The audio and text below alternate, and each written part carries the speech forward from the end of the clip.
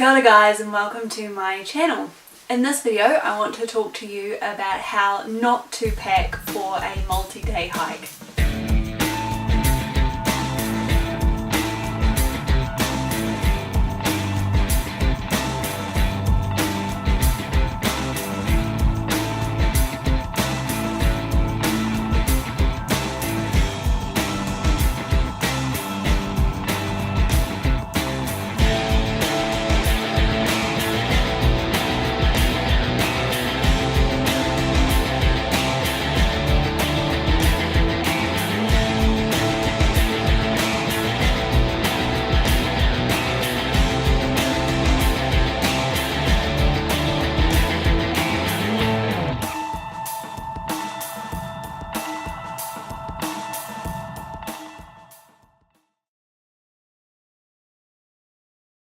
Okay, so now we move on to our cook system. Now you are going to laugh your head off at what we ended up doing for our cooking system. So one purchase that we made immediately before we started was a good decent sized mug.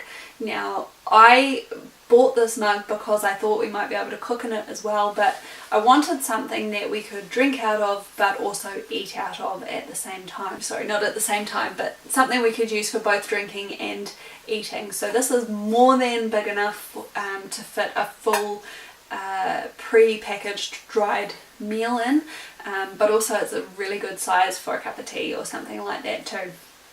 So this one's just Torpedo 7's brand of camping mugs, but you can find these at just about any outdoor store in New Zealand. They come in all shapes, all sizes, all colours, all designs basically. And I did use this. I ended up using it at the campsite, really happy with it. It was about $7.50, so quite inexpensive. And I just ended up having it sitting on the outside of my pack. I just tied it on, so it didn't even take up any space inside. In terms of a cook system, I actually looked around for a good couple of weeks before we left for a decent cooking system for us in terms of a stove and canister setup. The stove pricing though was a little bit prohibitive for us, so at the end of the day we decided on going with our camping gas stove that we've had for many years. It was purchased in England back when we used to live there.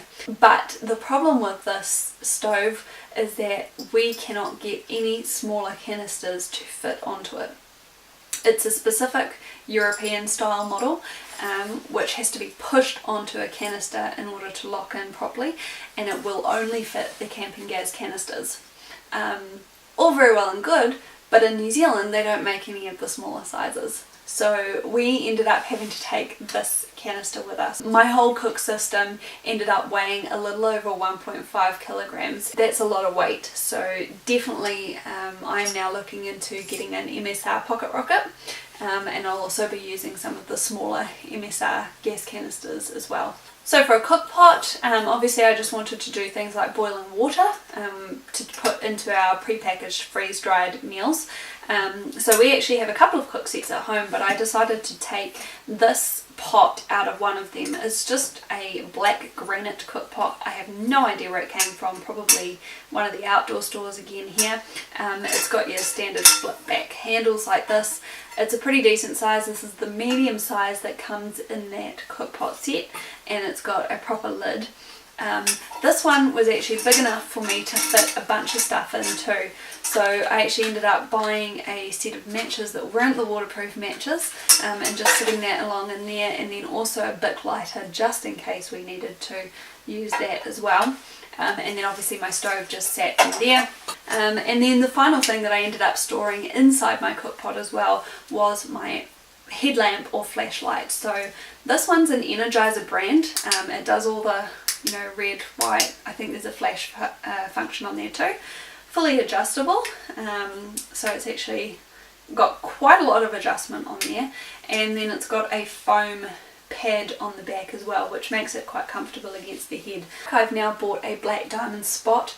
I haven't used it yet. I'm quite excited to use it, so I'll let you know how that goes. Okay, so now we can move on to some more smaller but still practical items. So obviously we were going to be going for either 1 or 2 nights. We hadn't really decided at that particular point, but I knew that obviously I was going to need to brush my teeth and look after myself that way. So I took with me a very small hygiene kit just in a Ziploc bag, which had my hairbrush in it, a toothbrush and then some toothpaste. I carried pretty much everything like this in Ziploc bags, and these are just the ones that you can pick up from the supermarket that you get your pick and mix in, or nuts and raisins and things like that, so I didn't have to fork out anything for those. And also I whacked in a couple of earplugs as well, because never having stayed in a hut before, I was expecting that it was going to be quite noisy, especially as we were hiking over the Easter holiday period, and we had been warned that the hut was most likely going to be full. In addition to that, I wanted something that I could, wipe my face with at night, or just wipe off any excess rain if we got really wet or anything like that. So I actually ended up just taking a small towel which could double as a flannel. It sort of just sat in the top of my pack, so it's not like it took up an awful lot of room, but in the future I think I'll be using something like a bandana, or maybe some of these microfiber smaller travel towel type things. So that's toiletries. Let's talk a little bit about what I took in terms of a medical or first aid kit. This isn't the actual kit, but it does contain some of the items that we took. Now, Mum works at a medical centre, so she actually managed to pick up these wonderful plaster type things, almost like a second skin, which they use for things like blisters, and it was one pad like this, and you could basically cut out whatever you needed, and I put that in all of the places on my feet where I felt like I was most likely going to get blisters, and they were wonderful. My feet did not rub at all. So I'm a little bit disappointed that we didn't get to do the full hike that we were expecting, because I didn't really get to test those over a couple of days. Basically you put them on once and then they should last you a good couple of days before you need to replace them. We just took the standards basically, so a nice antiseptic. We just used betadine for anything. Luckily we didn't get hurt, so we didn't use half of the stuff. Your standard ibuprofen paracetamol combination. I don't tend to need these, but I thought, if it was a late night at the hut or it was really noisy or something like that, I do get prone to headaches sometimes, so I usually always take paracetamol just in case. Also antiseptic wipes, so we just have those in our standard first aid kit. This is called leukostrip, but it's what I call butterfly strips, so if we'd have gotten any small lacerations or cuts or anything like that, just butterfly them back together.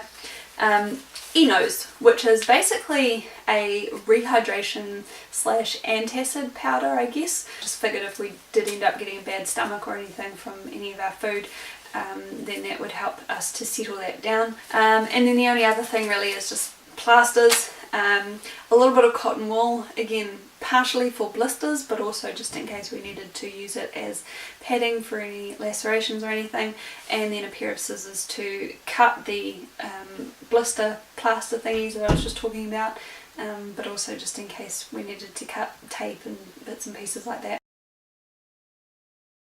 So what about electronics? Obviously I'm a vlogger, so I have to be able to take my video equipment with me, but at the moment my video equipment's pretty limited and I try and keep it that way.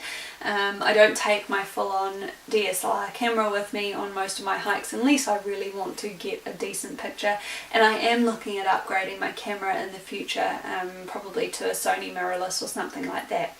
But for this hike I just went with the standard iPhone 6 Plus I've got, and I get really good quality videos and things out of that, and photos too, and of course you've got the advantage of it being your phone and everything all in one, so for the moment I'm just going to stick with my iPhone. So I had an electronics bag, but in it was pretty much just my headphones, because I didn't know if I wanted to listen to some music or anything like that, and then obviously a charging cable and adapter there. Wasn't sure if there was going to be any power or anything at the hut, but I just thought I'd take it anyway. Turns out there wasn't any power at the hut, so that was a good, or maybe an unnecessary, again, weight expense there.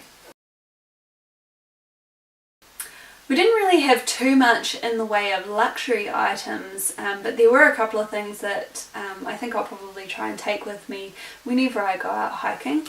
One is a notepad. The older I get, the more ideas that come to me while I'm on the run, and then I forget them, or just never come back to them and find myself thinking later, why did I not write that down?